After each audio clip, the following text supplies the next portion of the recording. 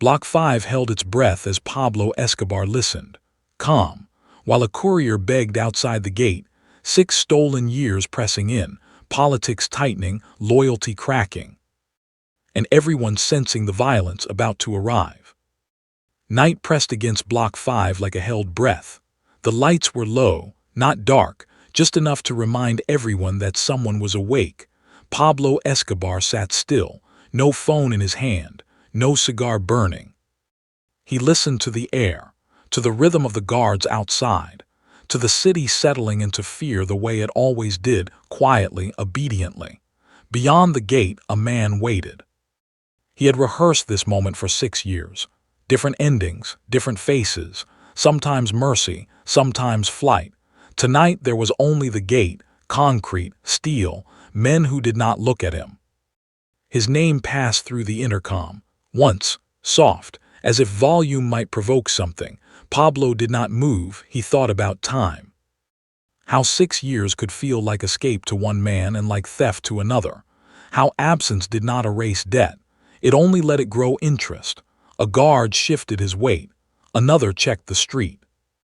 No sirens, no shouting. Medellín knew better than to interrupt moments like this. Inside, Pablo finally spoke, calm, measured. Let him wait. The order traveled without urgency. Waiting was part of the lesson. Outside, the courier felt the silence stretch. Sweat traced his spine despite the cool air. He remembered borders crossed at night. Cash folded into linings. Names changed. How easy it had felt to disappear while the cartel bled elsewhere. He had told himself Pablo would forget. Men like Pablo never forgot. They catalogued. Inside Block 5, Pablo stood and walked to the window. He did not look out. He didn't need to. He could picture the man precisely. Older now, thinner, hope stitched poorly onto his face. Hope was dangerous. It made people talk. Pablo thought about control, not the loud kind. The kind that lived in delay, in unanswered knocks. In letting a man imagine forgiveness long enough to believe in it. Politics pressed in from the other side of the city. Ministers calling favors due. Police commanders negotiating the price of blindness. Everyone wanted something tonight. Pablo wanted order. Bring him to the gate, he said. Not inside. The gate opened just enough to remind the courier where he stood. Metal complained. A blade of light cut across the pavement. No weapons visible. That was intentional. The courier swallowed. He spoke quickly. Apologies tangled with explanations. New lives invented on the spot. He promised loyalty like it was currency that hadn't already been spent. Pablo listened without interruption. He noticed how the man avoided certain names, how his eyes searched for mercy in uniforms, not faces. Fear had educated him, but not enough. You had 6 years, Pablo said. It was not an accusation, it was a measurement. Silence followed, heavy, educational. Pablo turned away from the window. The decision had already been made long before the man arrived, long before the city slept. Tonight was not about punishment. It was about memory. He paused at the doorway. Block 5 remembers, he added. The gate began to close, slowly, not fully. Outside, the courier understood that escape had only been a delay, that knives did not rush. They waited. And inside, Pablo Escobar returned to his chair, calm restored, control intact, while Medellín learned once again that time did not soften debts. It sharpened them. Morning came without relief. Medellín woke the way it always did, careful, radios low, doors opened halfway, everyone measuring the temperature of the city before stepping into it. Pablo Escobar was already awake. He stood at a table inside Block 5, papers spread like a quiet autopsy. No dates circled, no headlines clipped, just roots, names, numbers, the anatomy of a disappearance. 6 years ago, a courier had vanished with money and knowledge, not enough to wound the cartel, enough to insult it. Pablo traced the line with his finger, a shipment rerouted through Panama. A pause in Miami, a cousin in Cali who suddenly bought land. No emotion touched his face. Reconstruction was not rage, it was maintenance. Around him men waited, not close, not far. They knew better than to fill silence. He thought distance was protection, one of them said. Pablo did not respond. Distance only mattered to governments. To Pablo, reach was patient. He remembered the years after the Courier disappeared, how others had tested the edges, small disobediences, late payments, half-truths. The absence had spoken louder than the theft. Pablo had allowed it. Control sometimes required allowing weakness to show. It drew out those who misunderstood kindness for decay. He closed one folder. Who helped him? Pablo said. Not a question. A name was offered, then another. A politician who had enjoyed plausible ignorance. A banker who preferred deposits without stories. Fear shifted in the room as each connection surfaced. Pablo nodded once. Loyalty, he believed, was rarely pure. It was negotiated daily, maintained through clarity, and clarity required consequence. Outside, rumors moved faster than orders. Block 5 had been seen opening at night. A man had arrived. No one had left. In Medellín, that was enough. Pablo turned to the window again, this time looking. The city stretched outward, dense and obedient. He had fed it money. He had fed it fear. Both created dependence. 6 years, he said quietly, and he came back, not because he was brave. Because he was tired, because running aged a man faster than violence ever could. Pablo understood that. He had never run. He thought of the Courier's face at the gate. The way hope had flickered when the metal moved. Hope was useful, it kept men still. By midday, calls arrived, indirect, concerned. People asking about the night without asking.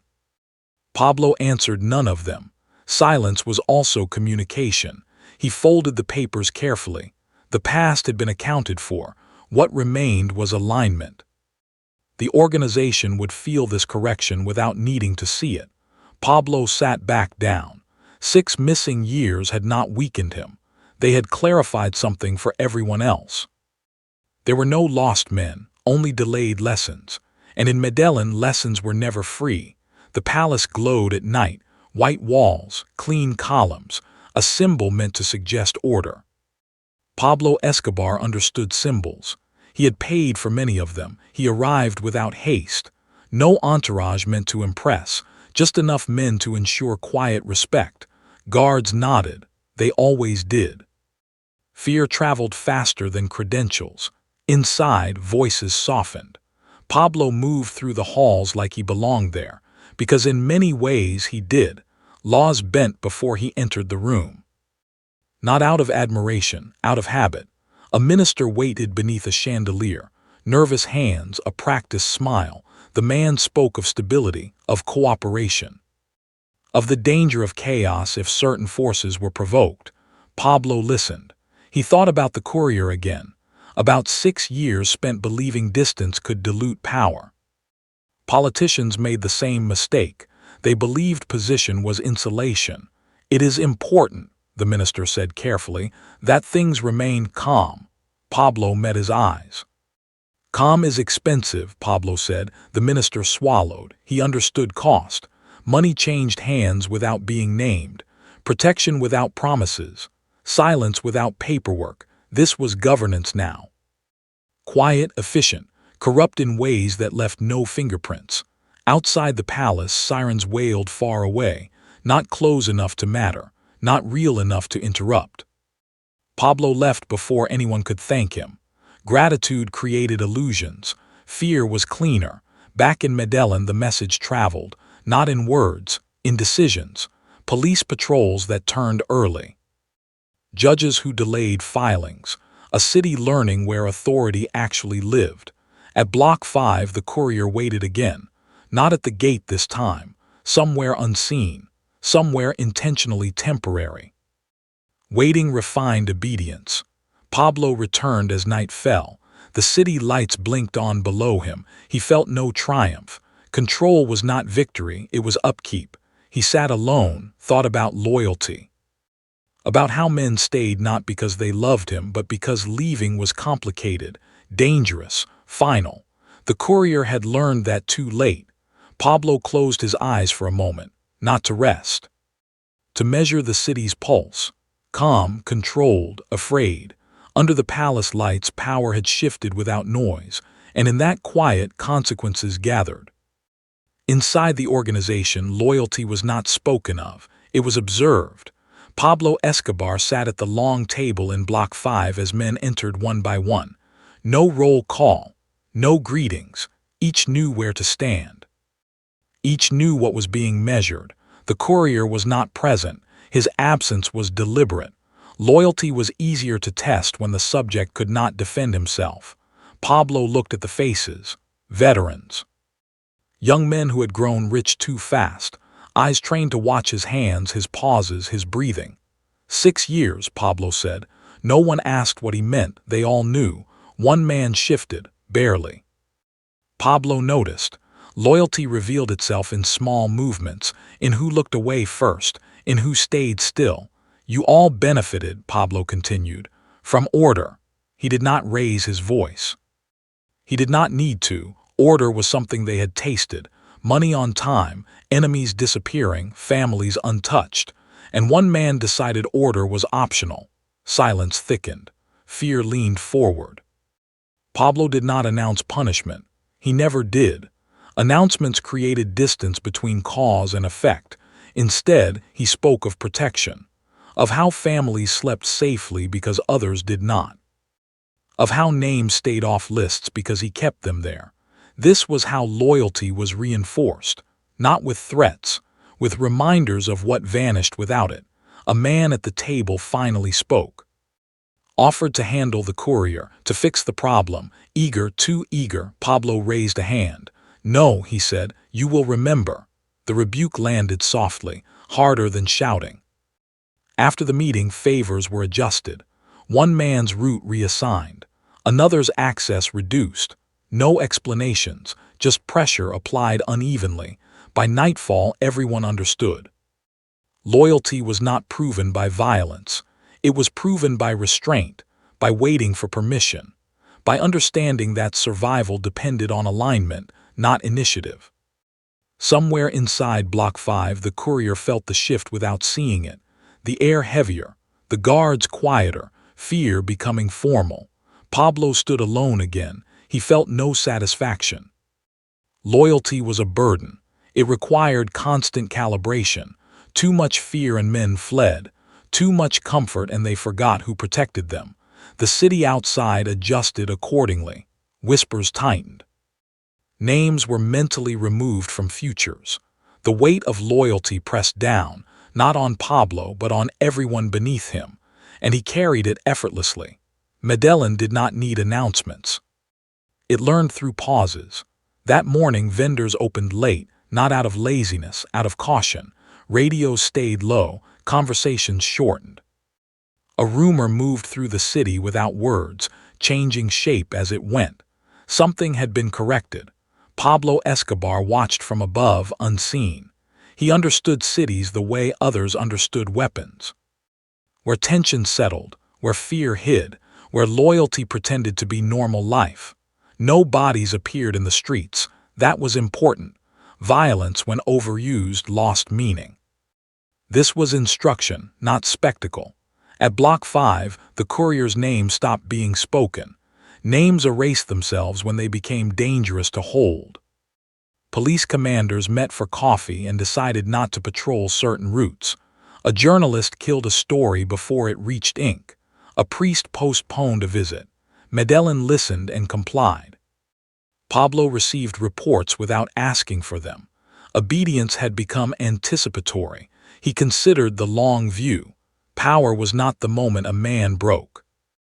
It was the months after, when others adjusted behavior without being told. He walked through his compound slowly. Guards straightened, then relaxed. They trusted his calm more than orders. The courier remained unseen, not because he was forgotten, because forgetting was not yet permitted. Pablo thought about legacy, not monuments, not praise, just patterns. A city that moved differently because of decisions made quietly in rooms like this. Medellin would remember this week without knowing why. That was how control lasted. By nightfall, the city exhaled. Carefully, as if waiting to see whether the lesson was complete, Pablo knew it was. All that remained was consequence. The night settled without ceremony. No sirens, no crowds. No explanation offered to the city that had already understood. Medellin slept not peacefully but correctly. Inside Block 5, the courier's waiting ended. Not with shouting, not with chaos. With movement, doors opening where they had been closed, men arriving who did not rush. Pablo Escobar was not present. That mattered. Power at this stage required distance. The consequence belonged to the system, not the man who designed it. Pablo had learned long ago that personal involvement blurred authority. Some lessons were delivered hand to hand. Others were simply removed from the future. By morning, nothing visible had changed. Streets opened, buses ran, children went to school. The city absorbed absence the way it always had, without questions. Pablo stood at the window again, looking out over Medellin. The skyline was uneven, improvised, loyal in its own way. Built by men who understood survival. He thought about the courier one last time, not with anger, with finality. 6 years of running had ended exactly where it began, under his shadow. This was the long-term consequence Pablo understood best. Escape was temporary. Memory was permanent. Power did not chase. It waited. Politics would continue to rot quietly. New enemies would form. Allies would age into liabilities. Pablo accepted that. Control was never eternal. It only needed to last longer than resistance. He turned away from the window. The lesson had been delivered. Not through knives alone, but through the city's response, through silence, through obedience that arrived unrequested. What remained after control was not peace, it was alignment. And in Medellin, alignment was the closest thing to order anyone would ever know.